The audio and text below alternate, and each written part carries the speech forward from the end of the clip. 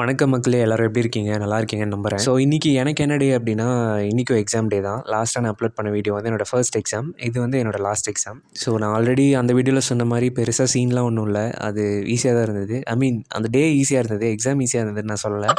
Mostly எனக்கெல்லாம் இந்த exam டேஸில் எக்ஸாம் பார்த்தெல்லாம் பயம் இருக்காது. அங்கே படிக்கிறவங்களாம் பார்த்தா தான் பயமாக இருக்கும். இங்கே பாருங்க இப்ப எப்படி கையை ஆட்டி ஆட்டி படிச்சுட்டு இருக்காங்க. அதை பார்த்து தான் எனக்கு பயமாக இருக்குமே தவிர எக்ஸாம் பார்த்துலாம் எனக்கு பயமாக இருக்காது. எப்படியோ எக்ஸாம் ஒரு வழியாக எழுதி முடிச்சுட்டு என்னோட கசின் வீட்டுக்கு போகலாம் நான் பிளான் பண்ணியிருந்தேன். ஸோ அங்கே தான் போயிட்டுருக்கேன். அங்கே போயிட்டு தான் எங்கள் தலைவரை பார்த்தேன். ஃபஸ்ட் டைம் பார்க்கும்போது நல்லா தான் பார்த்தேன். அப்புறம் என்னமோ திடீர்னு பயந்துட்டு போயிட்டான். ரொம்ப நேரமாக வாடா வாடான்னு கூப்பிட்டுட்டே இருந்தேன், வரவே இல்லை. அப்புறம் கொஞ்ச நேரம் கழிச்சு தான் அந்த மூஞ்சி ரெகக்னைஸ் பண்ணிட்டு இது எங்கேயோ பார்த்த மூஞ்சி தான் நினச்சி கிட்ட வந்தான் போல். அப்புறம் அவ்வளோதான், மறுபடியும் கிளம்பிட்டான்.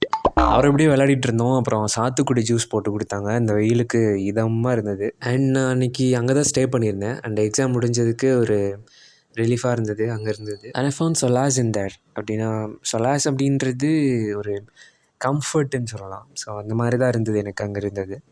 இப்போ ரீசெண்ட் டேஸில் நான் ரொம்ப பிம்பிள் மூஞ்சி ஆகிட்டுருக்கேன். ஏன்னு எனக்கே தெரில. அதை கொஞ்சம் கவனமாக பார்க்கணும். அண்ட் இப்படி தான் நான் அந்த டேஸை கம்ஃபர்டபுளாக அங்கே ஸ்பெண்ட் பண்ணேன்.